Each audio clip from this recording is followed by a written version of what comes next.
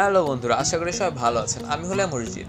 আপনারা দেখছেন technician Arijit YouTube channel. আজকে আমি আপনাদের কিছু থাম্বনেল দেখাবো, যেগুলো আপনারা ফোনের সাহায্যে অর্থাৎ পিক্সেল ল্যাবের সাহায্যে আপনারা এটাকে এডিট করতে পারবেন। এটা হলো একটি পিএলপি ফাইল দেবো, আমরা মোট 6টি পিএলপি ফাইল দেবো। সেই 6টি পিএলপি ফাইলই আপনারা খুব সহজে আপনাদের মতো করে এডিট করতে পারবেন। চলেন আর দেরি না করে শুরু করা যাক আজকের ভিডিও ছোট একটা ইন্ট্রোর পর।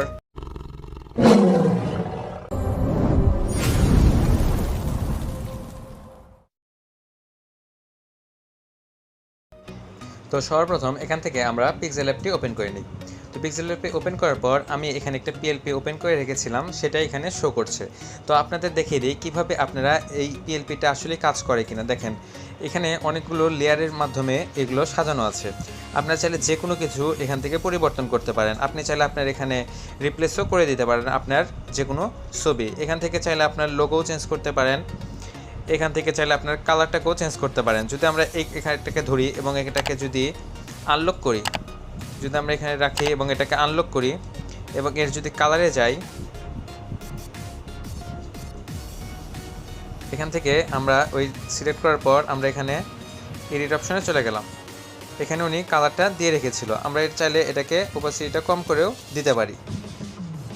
দেখতে পাচ্ছেন আমরা এখান থেকে যে কোনো কিছু আপনার মন মতো আপনারা করে নিতে পারেন।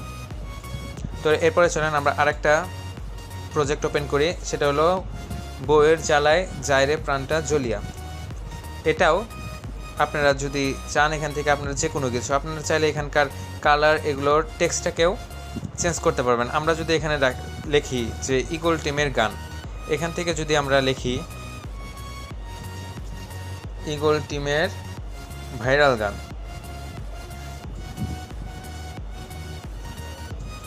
ভাইরাল গান লেখা দিই। এখানে আমরা লেখার সাথে সাথে আপনারা দেখতে পারবেন এখানে যে আমাদের ইগল টিমের যে গানটা ছিল, এখান থেকে ইগল টিমের গান থেকে হয়ে গেল ইগল টিমের ভাইরাল গান। আপনাদের অবশ্যই একটা জিনিস মনে রাখতে হবে, আপনাদের এখানে যে ফন্টটা ইউজ করা হয়েছে সেই ফন্টটা অবশ্যই আপনাদের পিক্সেল ল্যাবে আগের থেকে ওপেন থাকতে হবে, নাহলে কিন্তু আপনারা যখনই চেঞ্জ করবেন তখনই এই ফন্টের যে ফন্টটা আছে সেই ফন্টটা চেঞ্জ হয়ে যাবে। তো এরপরে আমি দেখাই দিই আরেকটা, এটা অনেক পরিচিত গান, সুকুমার রায়ের একটা গান, সেটা হলো বলবো না গো আর কোনো দিন। এটাও চাইলে এখানে দেখতে পাচ্ছেন এই সবগুলো আমি দেখাই দিচ্ছি আস্তে আস্তে, এটাও আপনারা চেঞ্জ করতে পারবেন।